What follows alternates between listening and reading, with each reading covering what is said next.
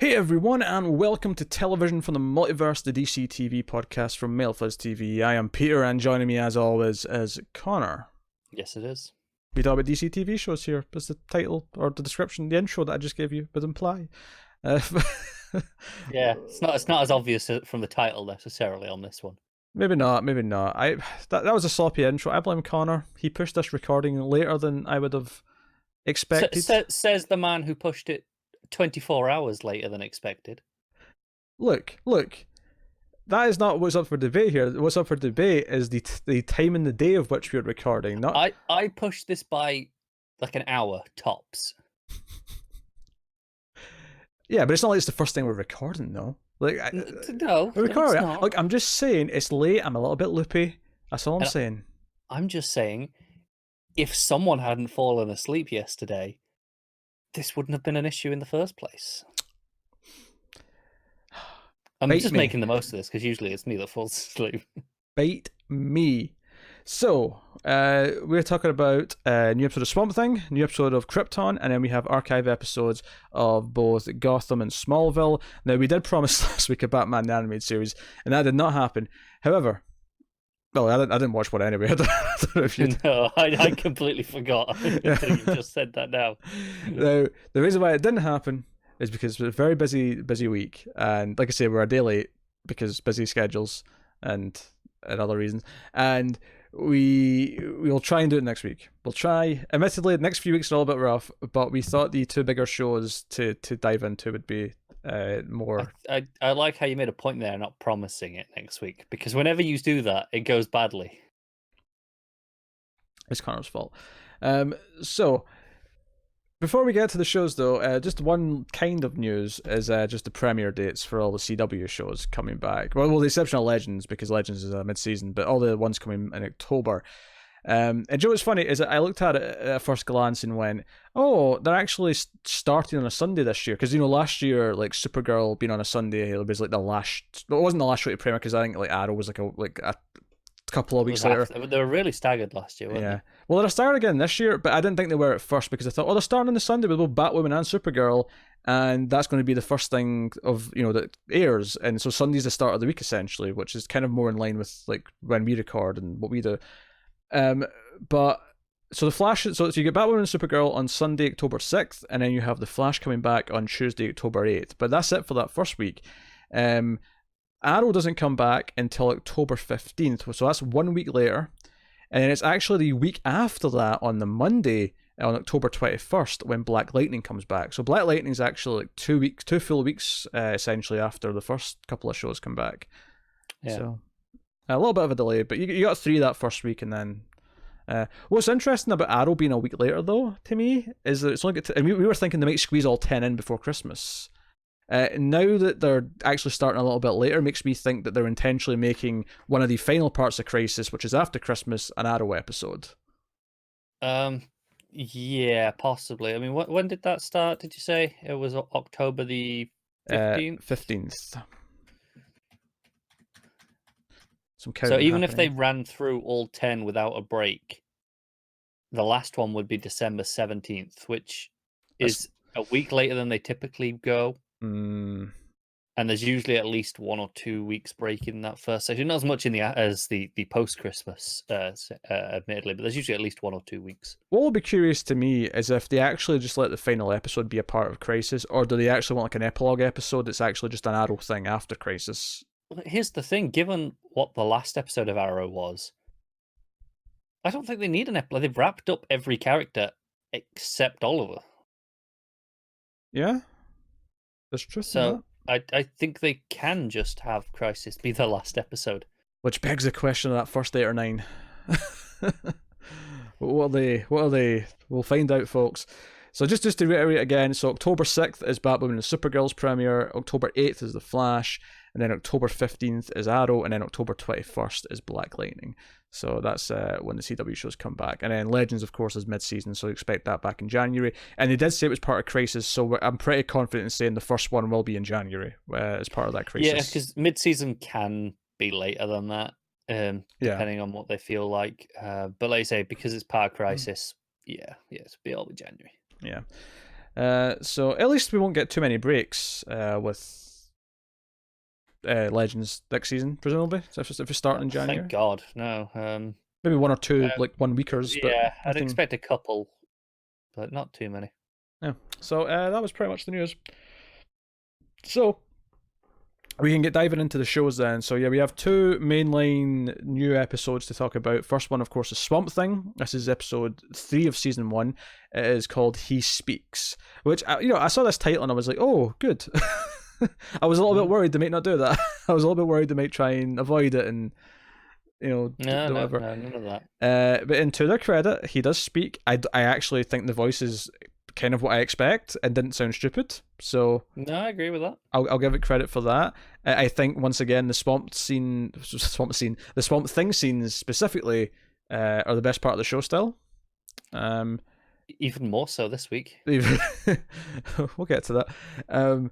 Because I liked him kind of being haunted by killing the guy, and then like the ghost of the dude like coming after like Abby, and like he has his hero moment where he kind of jumps up and it's kind of like this is the moment where she realizes, because she's like the girl said it was Alec, but I mean I don't know if I believe that kind of thing, but he jumps in to save her and it's like, okay, up through the floor. Yeah. Joe, I would say they did something I said after the first episode that I'm sure they would do, and you were like, nah, I don't know. I've forgotten what this is. Go on, tell me. Use it, because one of my big complaints with the first episode was the actor for Alec. I thought, especially he had no chemistry with Abby, but and you were like, oh well, he's gone now. We won't see. I said, they'll find a way to kind of have his point of view stuff be from that, and so inside Swamp Thing's head, yeah, you can there's like a the dream sequence like is him and it's not Swamp Thing, yeah. I suspect that might make a recurring thing. I'm okay with that, but at least you may have misgivings about the actor, but in conceptual level, I actually think it's fine to have the actor who played Alec doing the dream stuff because it makes sense to me. Conceptually, I agree, but because I didn't like the actor and was hoping to have less of him. Swamp Thing looks and sounds great. His scenes are the best. I even like the love triangle stuff where he's like watching like Abby dance with Matt from like the swamp. I'm kind of like, normally this love triangle bollocks would upset me, but no, he's the big sad monster. Like, that's fine. This ties into who he is. This is great. Yeah. The actual romance between Abby and Matt is pretty forced and dull, and it's not laughably bad or anything. It's just unengaging. Yeah. There are other things that are laughably bad in this episode. I'll go on then. What plot lines do you want to talk about? Oh, little ghost girl. Well, I mean teenage ghost girl, not... Yeah. Just because we do have a little girl running around as well. Don't confuse matters. Sorry. Just, ugh. Yeah. Mrs. Sunderland seeing ghost teenage daughter kind of around, and that scene where she appears in the mirror and it shatters. That was terrible. Terrible. Everything with the Sunderlands I didn't like, and while I do want Sunderland to be evil and despicable because that's what he is in the comics. Yeah, but I don't need scenes of the Sunderlands. I know I'm okay with scenes of the Sunderlands potentially. My problem is that instead of him just making very heinous business decisions and like being very malicious in what he's doing, he gets angry because the banker wants to pull out the deal, so he goes over and beats him to death with a golf club. I don't know, it's not what I was necessarily had in mind when I was thinking of the evil Sunderland behind the scenes doing things. Yeah, I'm with you. So that was a bit whatever. And there's a scene with Madame Xanadu going to see Blue Devil at his video store. Yeah. And he's like, oh, there's one here, someone new in your life. And he's like Abby the doctor, you met her once. That is not enough to classify as someone new in your life. I mean, I guess in the sense that there's no one else new in this town. Yeah, she's the closest thing. But if someone said there's someone new in your life, I'd expect as someone you see regular, someone that you're now becoming acquainted with. This was someone that you met once and let borrow a laptop. I do agree with you. I'm just, I have to admit, defending it for no reason. Madame Xanadu's had 2 seasons so far, and I've hated both of them. Yeah. So that's not going super well. Too hot. That said, I'm still impressed with what's his face, Fluorescent Man being all Clark Kenty. Woodrow. I think he's did a bang up job. He was a little bit delightful doing that autopsy. Yeah, he was. Yeah, he was very into it. He was very, very enthusiastic about it. And I am glad that Abby's kind of dealt with the sickness this episode, because I thought it was a fine introduction for episode 1 to like, okay, this is why CDC are in the town and this is what's going on. But episode 2 and like some of 3 is kind of like, I don't care about the mystery of the virus, just deal with it. Yeah, it's been dragging it down quite a bit. So I mean, at least it's done. Joe, what's funny is that, we said last episode, is it going to be the same thing every episode? We get a little bit of something at the start and then a big moment at the end. And I was ready to kind of give this episode props because it gave us a nice big chunk of Swamp Thing about 2/3 in. It's when he showed up to save her. It was quite an extended scene with her, and then he's like watching her from the distance. But you don't see him again after that. So as much as it's not at the end, it still kind of felt like the one at the start and then the bigger scene, later on. Pretty much, yeah. So, I mean, he does look very good. So, I mean, like, if keeping him off camera, the extent they're doing is how they could afford to make him look so good, then fair enough. But it's feeling a bit formulaic, isn't it? Yeah, especially as it was meant to be 13 originally, because it almost makes me go, well, how about we cut it down even further to like 8 episodes and have more Swamp Thing, more swampy. Yeah, because Swamp Thing should be around more, as you do. He should. Maybe they're saving him for the back half of the season. Well, it wasn't always originally the back half of the season quite as such, was it? So by that I mean the last 3. Yeah. Or more accurately, even 8 and 9, and then 10. They went, well, shit, we got no money. He gets one scene. Yeah, I wonder if like all season they were like, we're going to save all the appearances for the last 3 episodes. That's going to be a great 3 episodes. Oh shit, they got cut. Oh well, everyone's going to be mad at us now. Which is not even like, I can't even be that mad at them if that was their logic in terms of dishing them out necessarily. I think I would always be a little bit frustrated in that. This is something like going back to an analogy with Game of Thrones. People, I gave up at like season 5 at one point. I went back eventually because they went past the box. Well, let me make this clear before you finish your point here. Like, I'm not saying that, like, I'm saying it would be fine if the rest of the characters were compelling and the show was entertaining overall. I'm not saying that if this was the sole thing that the show was hinging on, if they saved it until the last 3, I'd be okay with it. Okay, I'm with you. Because my thing was, people. I didn't really like that season. I got bored and I thought it was kind of shit. I like 2014 Godzilla. I am okay with them holding the goods until the end. Oh well, that's a bit different. I'll come back to that in a second. Okay. But so the thing again, the episode 9 was, a great episode, a very good episode. And people are like, oh yeah, but Hard Home, you gotta watch season 5 because Hard Home's there. It makes the whole thing worth it. It's Hard Home. So eventually I ended up watching it and I went, yeah, that was a really good episode, but didn't make the previous 8 any better. And I feel to say here, like, yeah, sure, though, those last couple might have a amazing amount of Swamp Thing. Doesn't excuse the rest of the season me feeling that they're keeping it away.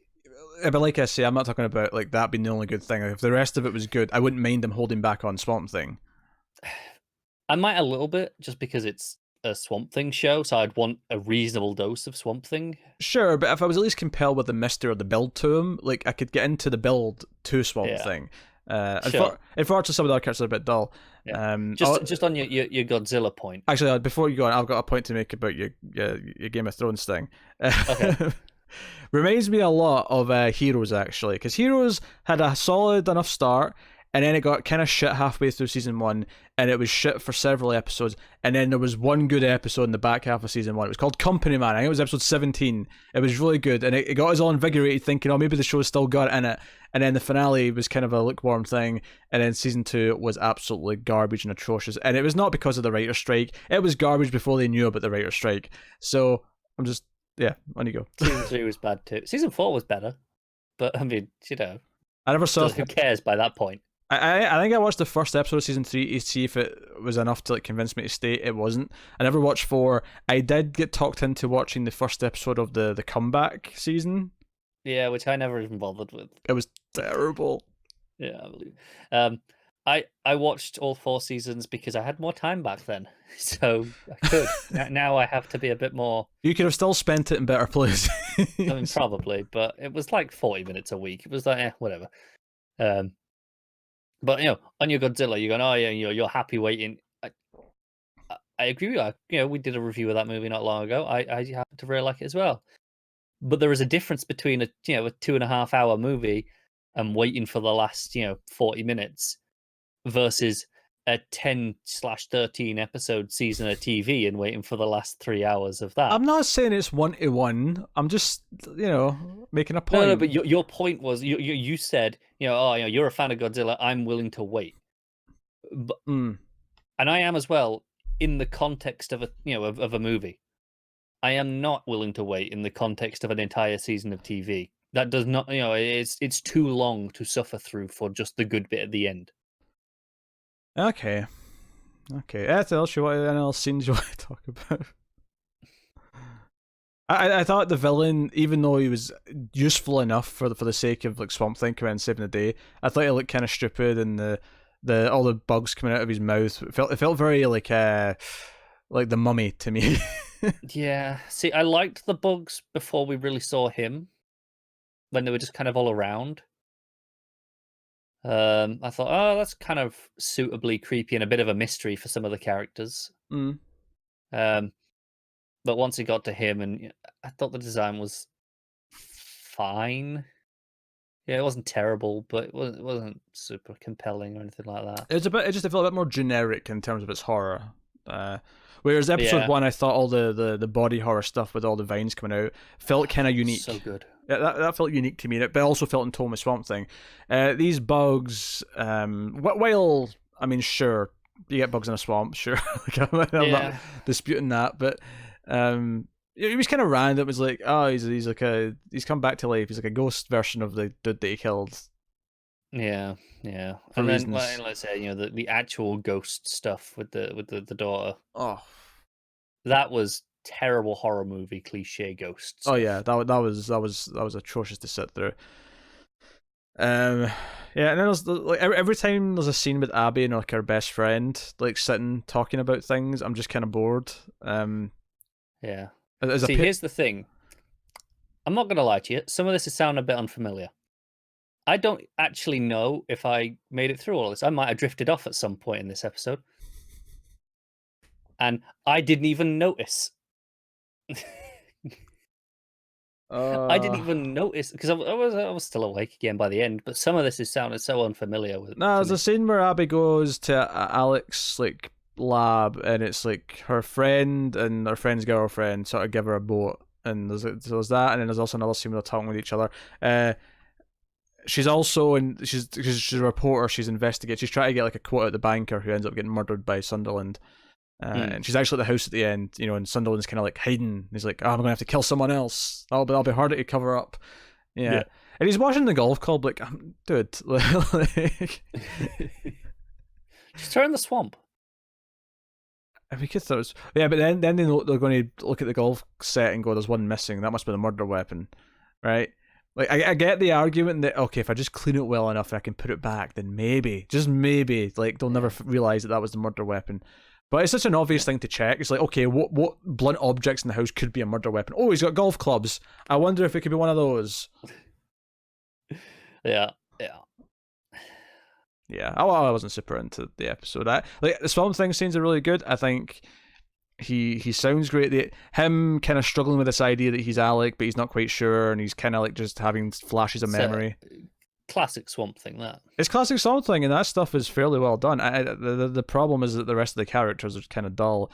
It's actually not quite in the same level, but it's almost a lot like Dexter, where Dexter was this interesting character, but he was surrounded, especially like after season 1, he was just surrounded by characters who were having these dull subplots that weren't that great. At least here, though, I kind of buy that most of the subplots will tie into like overall characters and things eventually, because they feel like they are. They do, yeah. So Dexter never had that. Dexter's like subplots for the characters that were just tangential were just always tangential. Because that was the thing. TV at its finest. I don't know. That's episode 3 of Swamp Thing. Christ, there's still 7 more. Still 7 more. I mean, I'm not relieved that it's cancelled, but I'm a little relieved I don't love it now after 3 episodes, because at least I won't be that upset when it's over. Yeah, I agree, and I also think it's a small mercy that there's only 10 instead of 13. unless it really picks up after a few rough episodes. Because I mean, it's happened before. It's entirely possible. Yeah. I mean, hell, look at Krypton. Like, I mean, we didn't hate that to begin with, but it was episode 5 onwards. It was like, oh. Yeah, I think we definitely liked it more than this. We did, yeah. But it had rough edges. In love with it. Yeah. We did, yeah, definitely. But speaking of Krypton, season 2, episode 2, it's called Ghost in the Fire. So this episode had a lot more Lobo. It was had a lot more Bastiches. Bastich, Frag. He gets really offended that oh god, Segel. I should remember that because he calls him Seagull the entire thing, and I thought that's a really nice reference to one of the creators of Superman. Yeah, him calling him Seagull as a joke. But he gets really offended that Seg doesn't know who he is, and he starts listing off every nickname that he's given himself. He's like the ultimate Bastich, the mother fragger, the this, the that. There was a bit at the end where he explains what his name means, and he's like, "I'm just kidding you." And it annoyed because this was a thing from the comics where it actually had the translation, and it was a joke, and I can't remember what the actual translation was. To be fair, though, it was a great payoff. To be fair, though, I actually like the payoff in this where he goes, "No, I'm just kidding. I killed my parents before they told me what it meant." I actually thought that was a good payoff to that scene.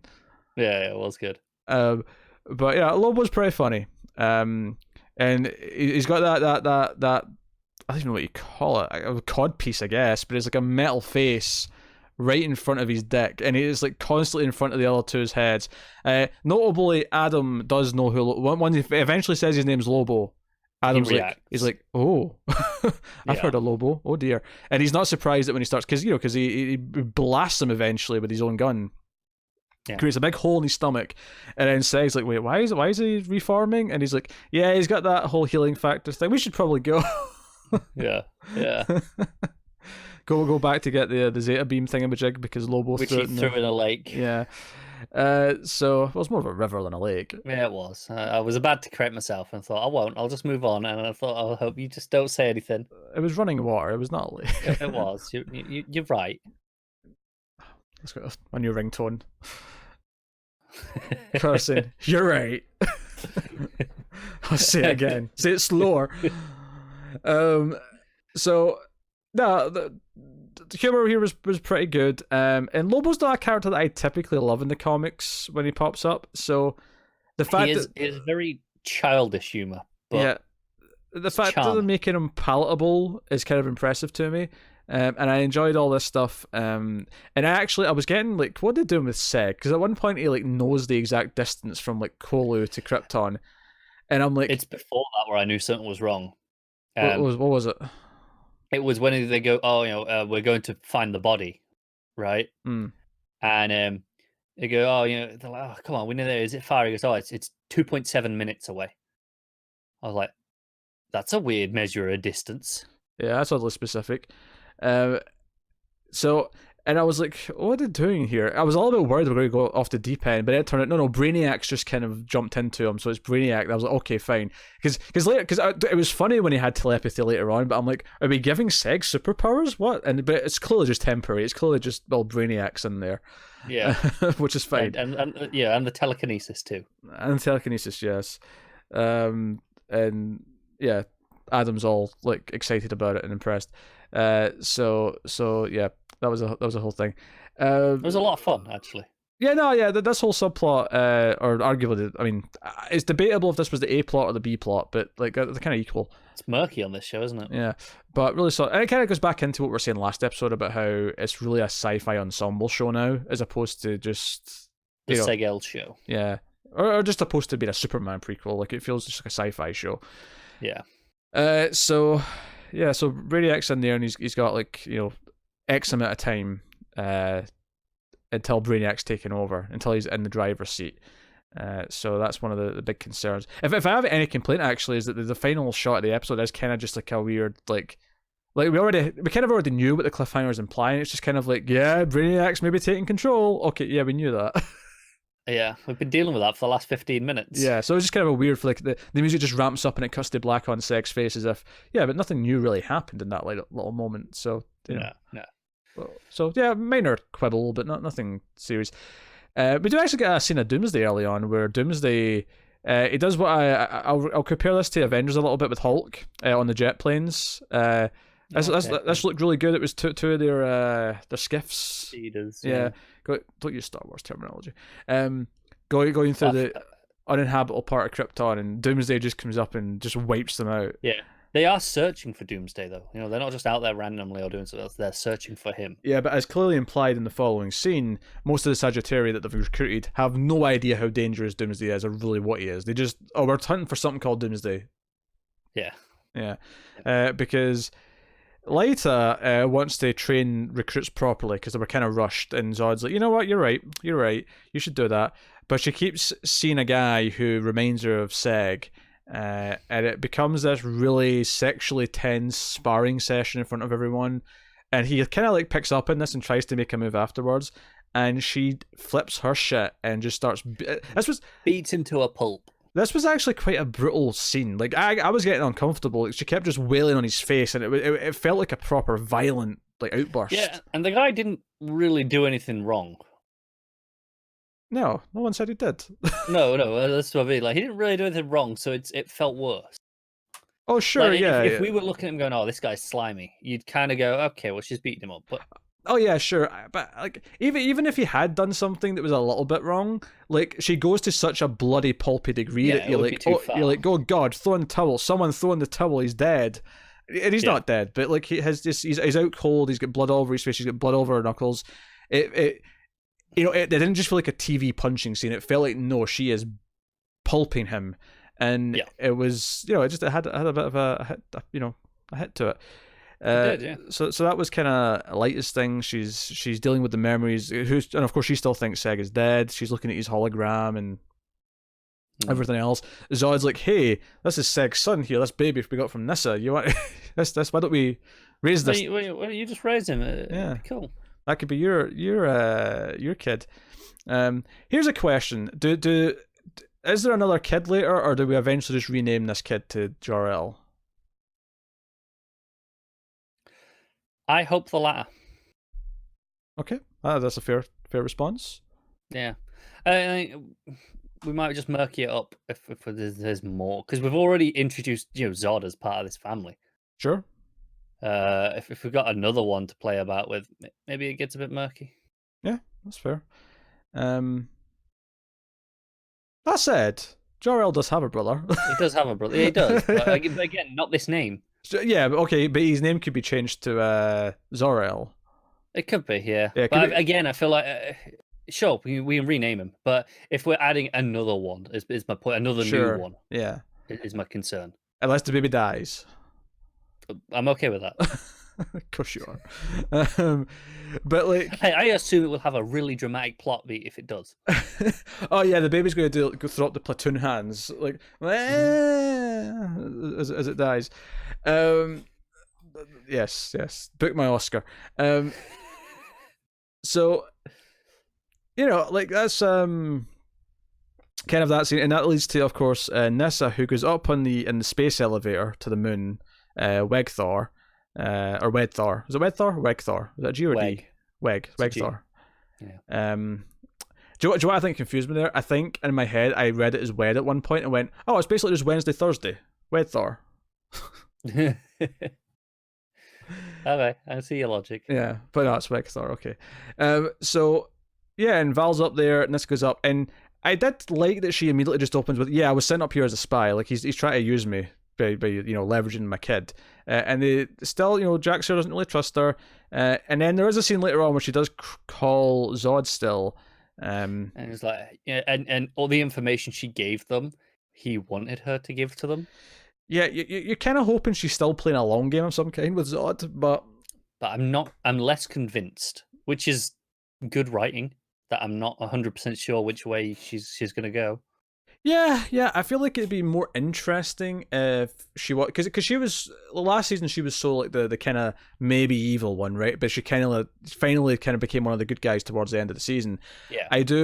I wonder if like it would be boring for her to just betray them like again in season 2. Like, is it more interesting for her to resist and not? It turns out no, she was playing Zod. This is her. It could be, but again, there's a nice inversion of her now being, last year was she was kind of evil, but maybe a little bit good, right? Whereas this is kind of the inversion. Okay. Where you're still not sure. It murkies it up, but just in the opposite direction a little bit more. Okay. So we'll see where that goes, and then we had. We should just mention her dad is dead. Oh yeah, they mentioned it. Yeah. Well, at least she as far as she's aware, he's dead. Yeah, because we weren't completely sure last episode. No, we weren't. It still wouldn't shock me if they whip him out at some point. No, it's not out of the realms of possibility by any means. But at least as far as they're concerned, they're telling us he's dead. So we have Jaina, who is out in the wild, Krypton lands, right? Also, Lobo's childish sense of humor. Wait, did you just say Krypton? Yeah. Yeah, I can't do his obnoxious Irish laugh, but you can imagine it in your heads, folks. So yeah, we get Jaina, who's wondered about, and we actually had that moment where she found her brother. At the end of season 1, and credit to them that this was kind of a long game for a little twist in this episode where it turns out no, he was never there. Like this was just like some in her head, like giving her the strength to kind of walk back to civilization. I wonder if it was the long game or not. Or if they changed their mind. If they changed what Joel was too hokey. We're going to get rid of it. Because it was easy, they had time. It was easy enough to write away if they did change their mind. Could have been the long game the whole time.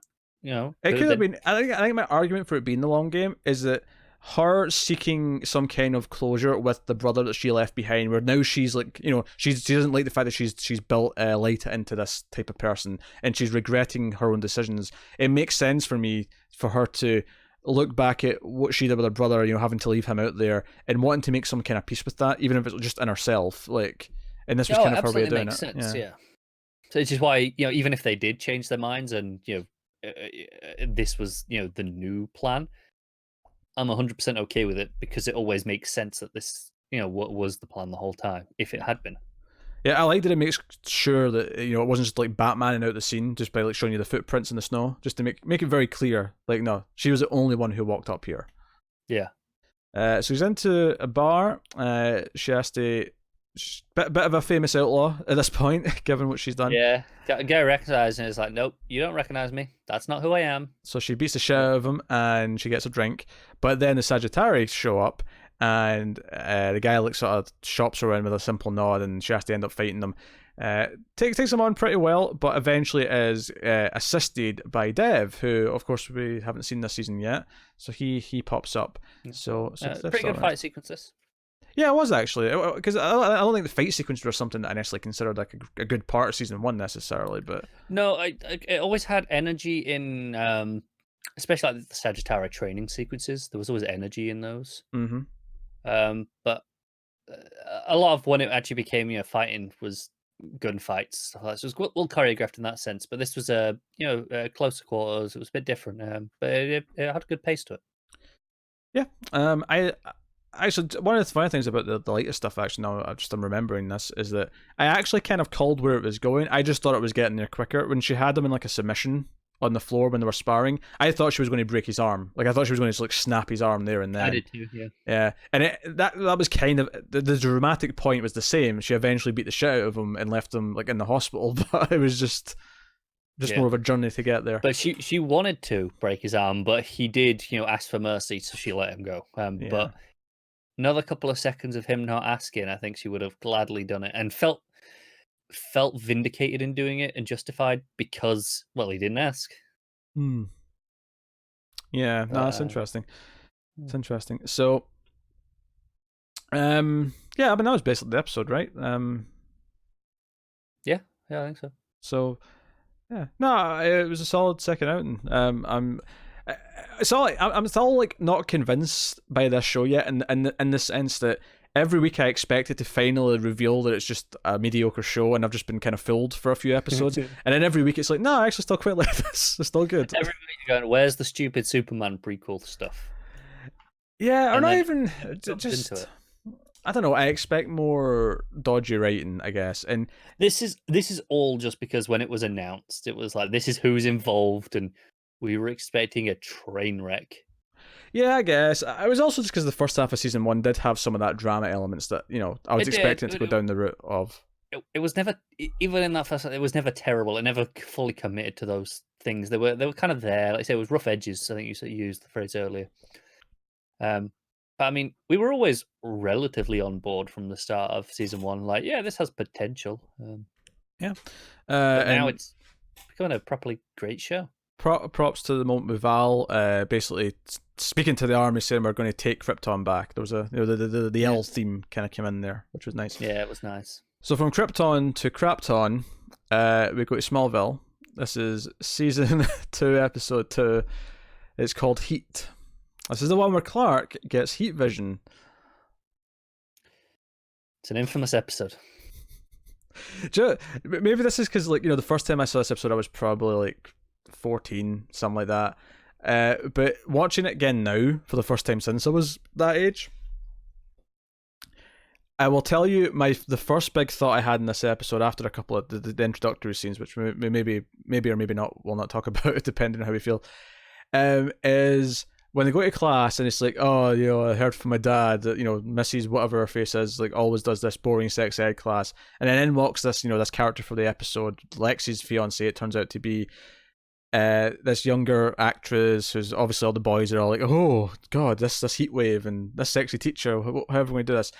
My first thought when she walked in the room is like, no way. No teacher ever would wear a skirt that short. I am calling bullshit on this Smallville CW nonsense. Normally I would agree, but isn't that kind of the whole point, is that she's manipulated everyone intentionally? But at the very least, like, you don't want to attract the attention of everyone you're not manipulating, right? You don't want to attract the attention of all the girls in the class. I think she gets off on the attention. It's scandalous. Maybe that's just because I'm getting old, but that was the first thought I had when she walked. I was like, this is no. No, you're not wrong, but I think I'm defending this episode. I think, at least in context of this character and what she's doing, it kind of makes sense. To put it in perspective, this looked less like a dress and more like a top that was supposed to also have like pants with it. Sure, yeah. Because it was so high up. Like, I'm pretty sure teachers, at least from my memory, never wore a skirt that was like higher than knee length. Never mind, and there's a lot of variance between knee length and what she's wearing. This is like right up. This is like, you want to see my underwear, boys? Like this is pretty much. Yeah, it's scandalous. You're becoming an old man. I know, but scandalous. Yeah, you hit 30 and everything's suddenly disgraceful. Look, maybe if she was a better actress, I might, have something to say. Maybe if she wasn't just being like a crappy Poison Ivy, I might have something to say. Maybe if this episode wasn't so clearly aping on an episode of the hit television show Buffy the Vampire Slayer called Teacher's Pet.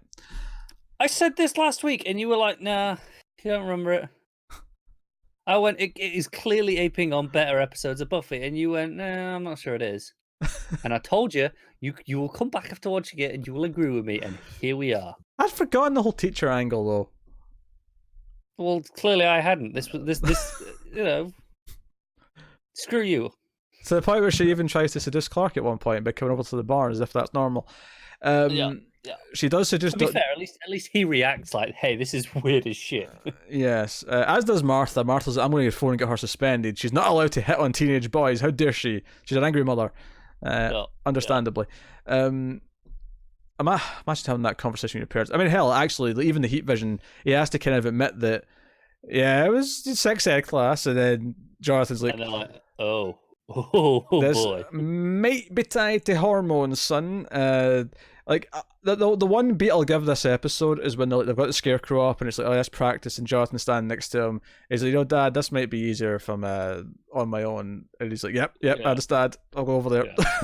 Honestly, I think everything with them dealing with this is kind of pretty good. Just because it's the awkward parent reactions, and those two are good enough actors to sell it.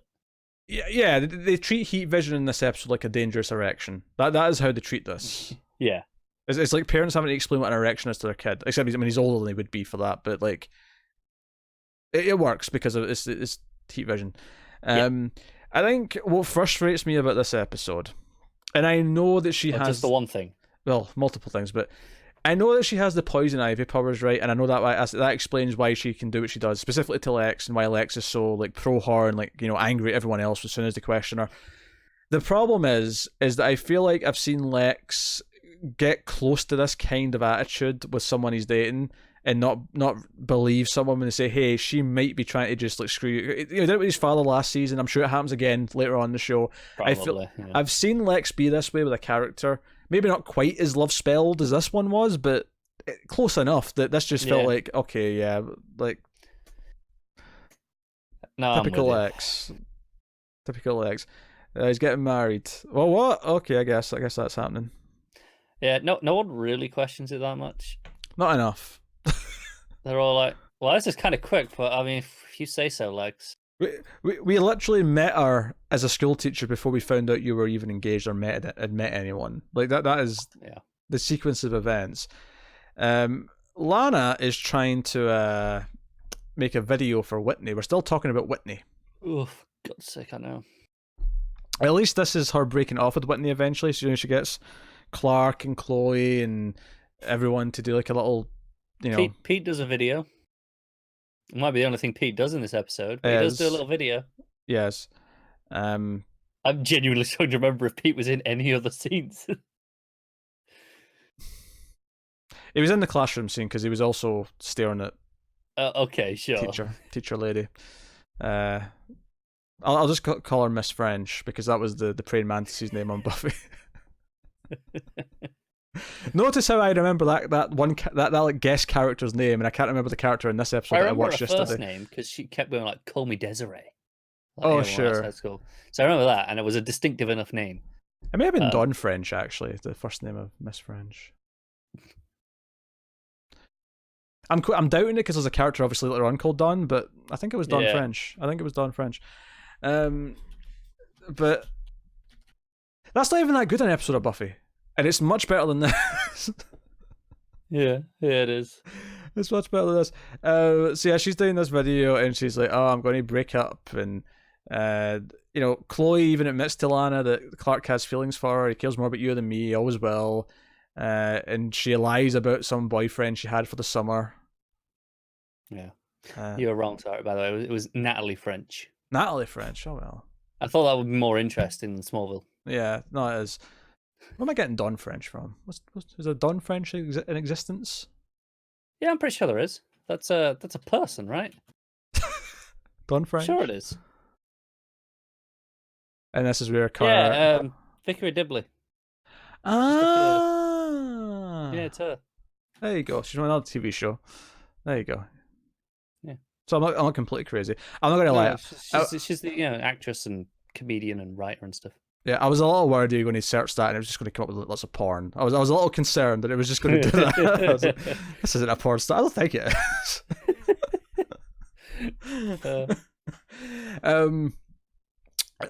Where was I? Stupid video. So Lana basically tells Whitney that they shouldn't have a long distance relationship, which seems really cold to do over a video. And I realise that Skype's not a thing yet in 2002, but it feels really cold for him to get like a video. He's all excited and it's building up to Lana at the end, and then she's like, "Yeah, I think we're going to move on." Here's the thing, though: is that better or worse than a letter?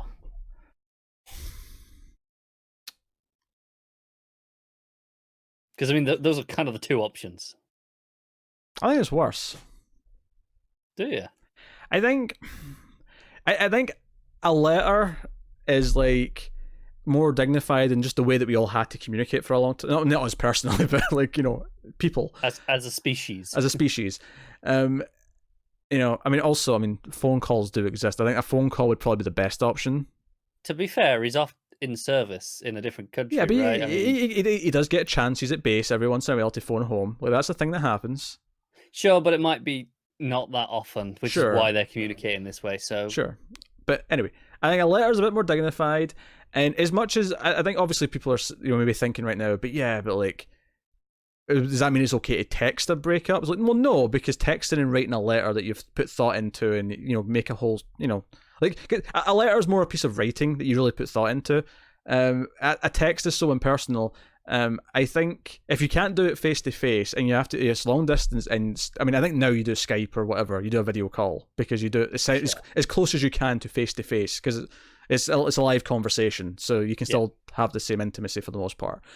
I think a letter's better. A letter to me feels more thoughtful. I feel like a clip at the end of a thing, as much as she still might have put a lot of thought into it, and I'm not denying that you can't put a lot of thought into like a video like message, I feel like coming after all these other messages of all the other people that don't mean that much to him is that's kind of the only shitty part, because I think a breakup letter feels kind of cold, right? Because it's like there's only one point to this. Whereas at least on this little video clip, it felt genuine enough. Sure, she as much as she can portray as an actress. As much as Kristen Crook can portray as Lana Lang, yes. But no, I mean, yes, on a video show you can emote, you can smile in the right places, you can look serious in the right places, you can have a tear that maybe tells the other person this is hard and it's not like something that they're finding easy. Sure, there's benefits, I'm not saying there's not. But I don't know, I just, the thought of getting a video and being happy to see their face, and then it just, like, I don't know. I get that. do you know what the best part of this ending the episode is? Mm-hmm. Is it means we get this instead of a stupid cheesy pop song at the end. That's true. There was a cheesy pop song before this, though. In fact, there was, but it's not like playing into the outro like some of them do. Those are the worst ones. Wasn't there more Sum 41 at the start of the episode? I think there was. I'm pretty sure there was. There was definitely. Well, was it Sum 41? It was definitely some sort of pop. It sounded like Sum 41 from my memory, but I mean it's been a long time. You're probably right. It's but it did sound like it might have been Sum 41. Yeah. Yeah. I'm gonna double check, but I vaguely remember hearing it in the background. I love how there's no mention in this episode that just went on TuneFind to see, the song. Search for the show. Smallville as a whole, 925 songs. It's a shitload. That's almost 100 per season. Yeah, Newfound Glory. Oh, Newfound Glory. Yeah, 141. It's been a long time, all right. Yeah, been a long time. So yeah, teacher hypnotizes John. He goes to talk to her about all the accusations, and she's all topless, and he's insisting she put some clothes on because he's a gentleman. He's a civilized man. Yes, and then she uses her poison ivy dust on him, and he's all, "I'll shoot Lex Luthor for you." I don't think it takes much convincing to get Jonathan with a shotgun after Lex. Joe is so weird about because one of the things that the new power episodes always do is that they have to have a moment towards the end where Clark uses his new power to save the day, right? Oh, this one was the worst though. This one's so weird because, like, you think of Superman, you think of catching bullets. Now, admittedly, Clark has done that multiple times already. Has he done it in season 1? I don't remember if he has done. I'm pretty sure he did, because I remember him definitely. He got hit in the back. I remember getting hit back with a machine gun. Yeah, I'm sure he did. That was only like halfway through the season. I'm sure he caught some bullets after that. So it's really weird because it's like you could have just done the easier thing and catch it, but instead he has to melt the bullet. I guess the argument is that because Lex is standing there, that if he can speed back to where he started, obviously. He doesn't have to stay there holding it, but like I guess the argument is that if he just melts the bullet, then it'll look less suspicious, even though they might see the heat, the molten puddle of metal on the floor later. Yeah, I was actually surprised it didn't like scarf Lex's face. Like it just still hit his face, and it's just like burning him. He's like, he's like Two-Face all of a sudden. He's like, no. Yeah, it seemed as it melted, it just lost all its momentum and fell. Because that's how physics works. I mean, it might do in this case. Well, my question is though, his heat vision doesn't move at super speed like he does. I mean, his heat beams just move at the speed the heat beams move at. To be fair, I think this is a weird portrayal in this show because they don't actually show. There's no like red beam, right? No, they do like a heat shimmer thing where it's like just wavy. They do, but Clark never sees that. I don't think we're seeing that as an effect. To Clark, the way he describes it is he looks at a spot and then it bursts into flames. It feels to him relatively instantaneous. Okay. I'll I'll accept. It's still a stupid scene. No, it is. Yeah, I'm not defending that. I'm just the core mechanic there. Even if he hadn't done that yet, it's still frustrating as a viewer, because if you know Superman, it's like, this is something he's obviously going to be able to do all the time in the not too distant future. So it's weird to use heat vision to solve this moment. Like a much better one, there's like one in season like 4 or 5 where he uses his heat because there's like a dam burst, and he like basically steams all the water with his heat vision. And they're like, yeah, that makes sense. That's much better. That's a good use of his heat vision. Yeah. But that's a solid usage. Yeah. Maybe Mr. Freezer shot from Batman and Robin, he'll have to thaw some people out. He's like, rah, rah. I'm sure we'll get our own million versions of a cold villain. Oh yeah, we've already had one at least. This is a DC show after all. Yeah, we did have one already. We had High School Cold Man. We did. We did. It's a shame there's no Cold Snap on this show. Do you know what I think it would be a funny challenge, actually? See, when we get... Even just right now, if we just look at season 1's titles, if I could say a title and then you could actually tell me what the villain was in that episode. Oh, should we look at some of them? Hold on. I'm going to go back to season 1 here. We're done talking about this episode, clearly. There's nothing else to talk about. So I'm going to just give you Stray. What was the plot of Stray? Stray. Oh, was that the telekinetic kid? Yes, there you go. Kid? Yeah, you got one. Yeah. You got one. All right, Han. Got another one. Okay. Kinetic. Tattoos. Oh, you're doing not bad, actually. Doing not bad. All right. That one's too easy. Jitters. What's jitters? That's the not just shaky guy from the farmhand. You're right, but not just a coffee shop in Central City. No. All right. Here's what I propose. When we eventually finish this show, we're going to do this for all 10 seasons and see how many you Here's get. the thing. Can we guess any of them from this season coming up based on the title? Oh, I mean, I could have got Heat. Yeah. But how many can we get? No. Red. I can give you an idea of red. I'm pretty sure I know that's a red Kryptonite one. I'm literally just looking through the rest of the titles of season 2 and see if S stick out to me. And none of them are. I know one will, Rosetta will, because that's the one with Christopher Reeve. Yeah. Nocturne sticking out to me. I think that's the not werewolf one, but it's the kid in the basement who's been like locked up by his parents. He has like powers at night, I think. I want to point this out. The season finale of season 2 has a 9.2 average rating on IMDb. Piss off. I want to see if we agree with that when we get there. I've got a funny feeling. I'm Ryan. That's the stray kid. So he's back.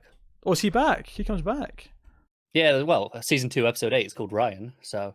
Oh, there you go. What else we got? Skinwalker. I actually remember because that introduces the Native American stuff, which is a thing for the next couple of seasons. I feel like this might not have aged well. Possibly not. But that introduces, the cave and all of that stuff, I'm pretty sure, which does run till, I think, the end of season 4. Mm-hmm. So. Yeah. I do remember an episode in season 4 where after Lois shows up, there's an episode where Lois, Lana, and Chloe are all like possessed by witches. I remember them all walking in unison, dressed all in black. Oh, yes. I remember loving that episode for how bad it was, even at the time. Oh, God. Terrible. Anyway, let's move on. Let's move on to our final thing we're going to talk about this week, which is Gotham, and it is season 1, episode 9. It is called Harvey Dent. What were you going to go on to? Oh, were you just going to say Harvey Dent? I was going to say Harvey Dent, yeah. I was going to say, what the hell was a H? So this episode introduces Harvey Dent, who they can't help. So I was shocked. So first of all, the actor playing him, I actually like this guy because he was on Trial and Error, which is a really good Parks and Rec style like court show, essentially. He comes to defend John Lithgow, and everyone's a wacky character. He's kind of the straight man. So he's actually a lawyer in 2 shows now that I've seen, except here he's Harvey Dent. And he's got the coin, which, to be fair, if I was doing this show, I would give him the coin as well. I'd make that just one of his things that he has his whole life. He's just always had the coin. I was not expecting them to actually give him like a violent outburst where he like changes personality already, even because he's not Two-Face yet, obviously, but he does actually like snap at Dick Lovecraft. When they said that for the first time, we just we just laughed a lot. We did, yes. Dick Lovecraft. And by the way, the next episode's called Lovecraft, so expect a lot of dick. We got plenty of dick. Yeah, a lot of dick coming next episode. So they're trying to like scare out like they're assuming that Dick Lovecraft or someone like him is in big business, was responsible for like the murder of the Waynes.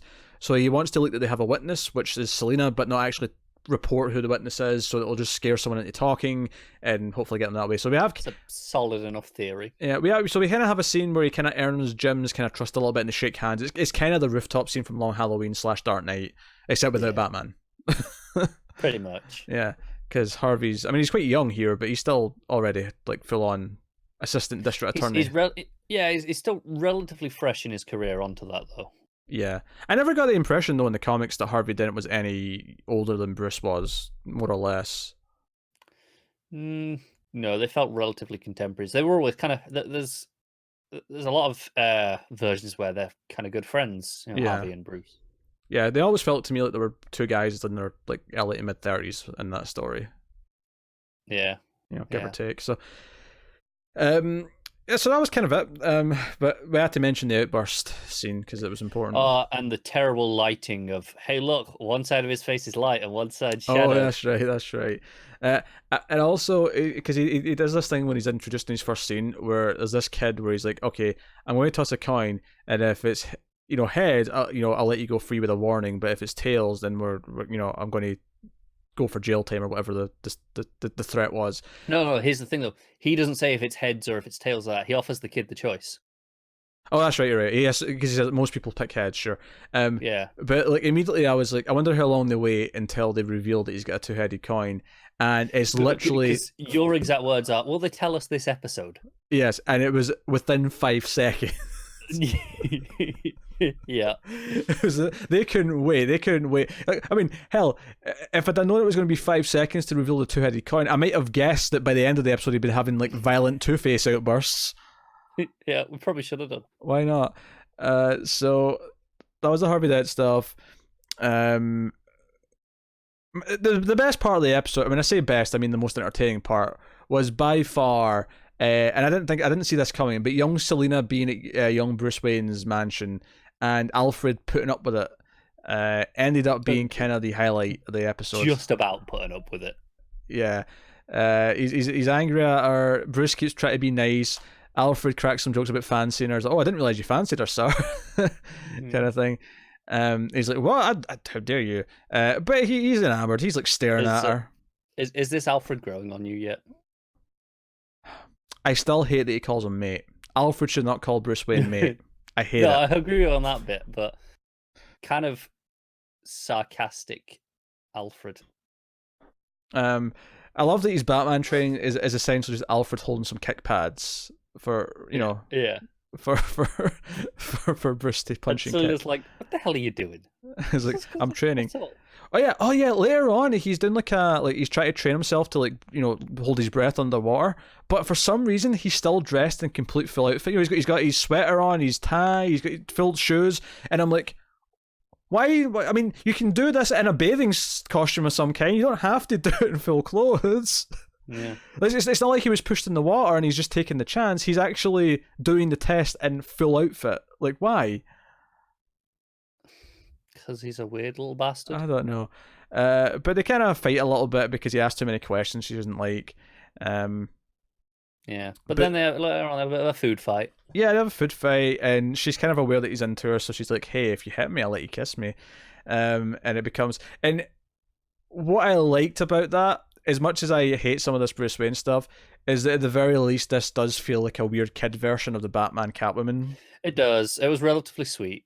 Yeah, because that was the whole thing, is that Catwoman wants to be chased. I think, and I think she's a lot better actress than he is. That's fair.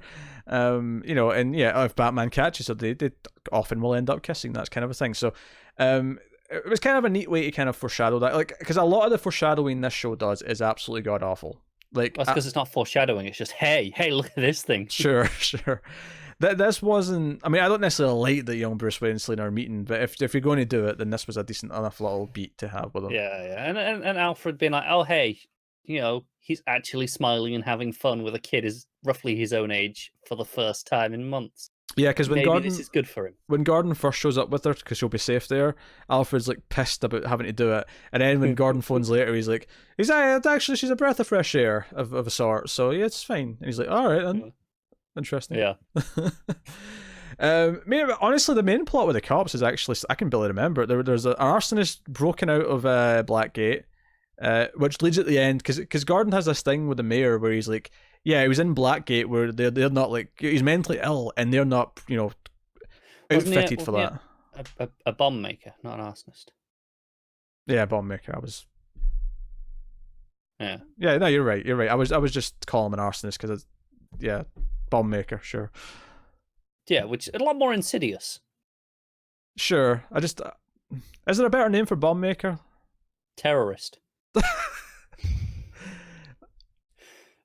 I mean, I was going to say not all bomb makers are necessarily terrorists, but I mean that's more of a spiritual question that everyone else will have an answer to, and to the point where I'm not sure if I actually agree that not all bomb makers are in a manner of speaking terrorists. A theological debate that we're not having on this show.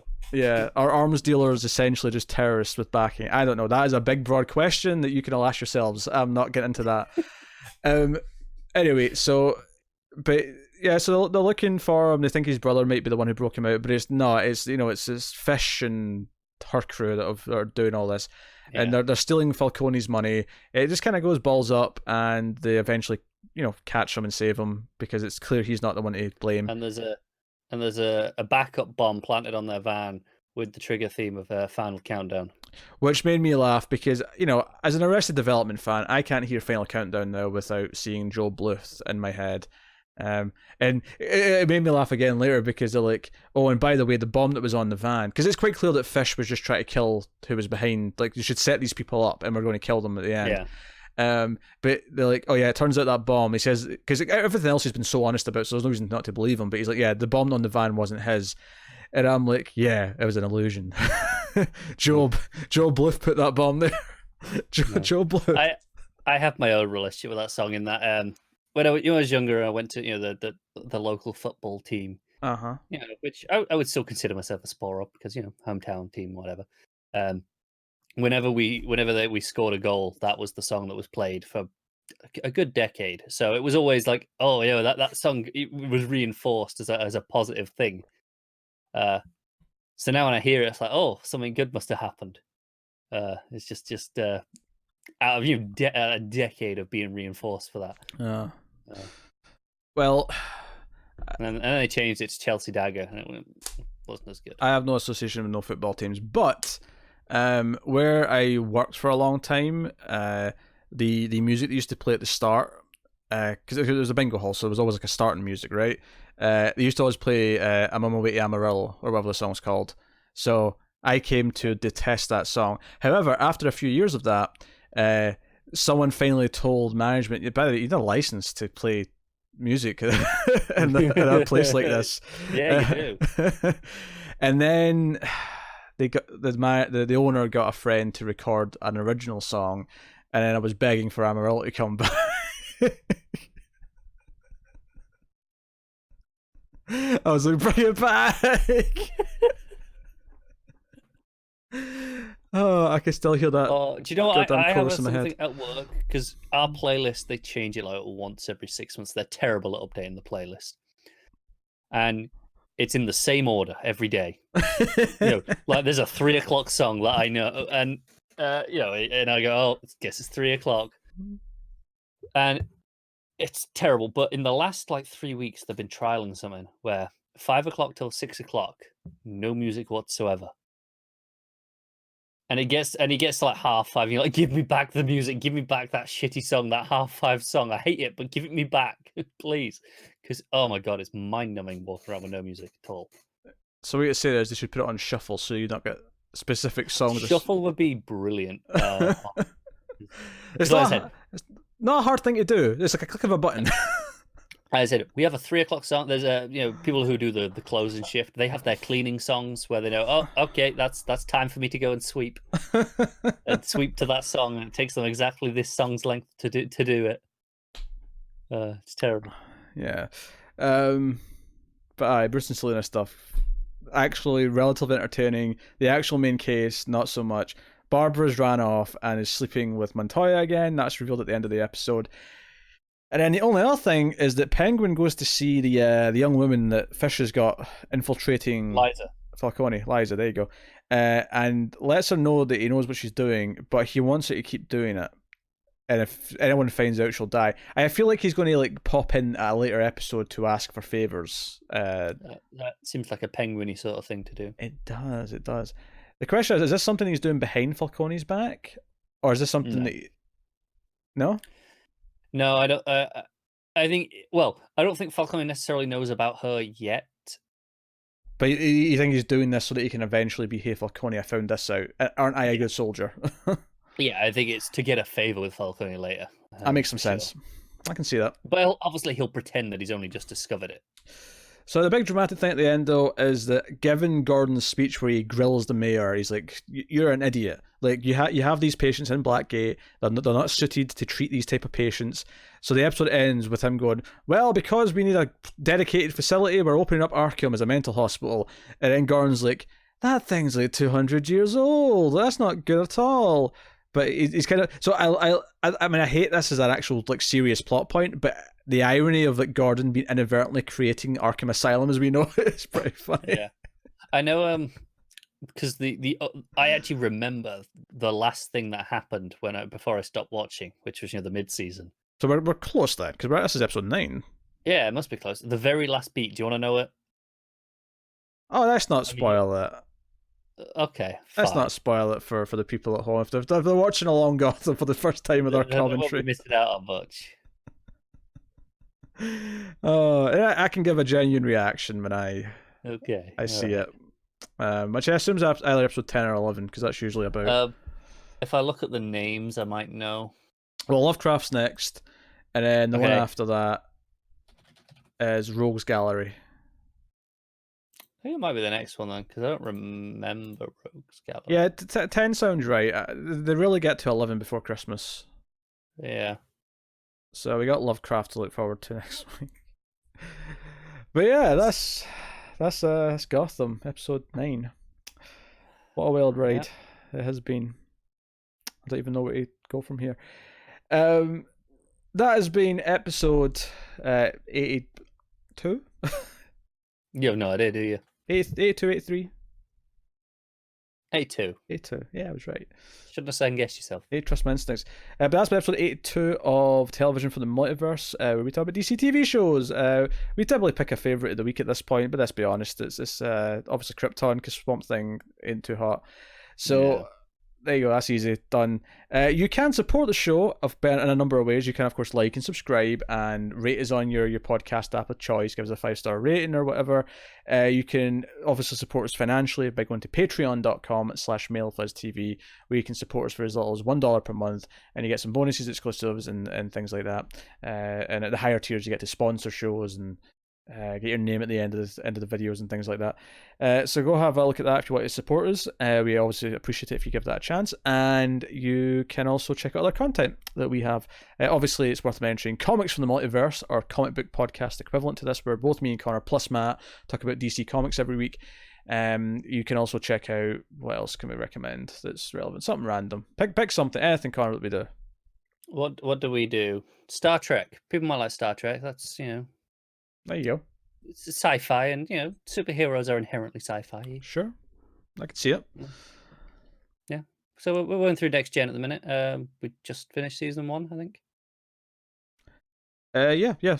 Season 1, the season finale, literally just went up this week for everyone. There you go. So, the top 5 of the season will be sometime in the next week or two when we get to recording it. We're taking a little bit of time off before season 2 starts, but then we'll be hitting the ground running with that in about a month's time. So, there you go. That has been Television for the Multiverse. So thank you once again for watching or listening. We always appreciate it. Keep watching DC TV shows and superhero shows and silly things with capes, and everyone loves a good cape. So Spider-Man and the Incredibles. Bees Marvel. So, and Incredibles definitely in DC, so so that's okay. But yeah, remember that sometimes we screw things up for the better.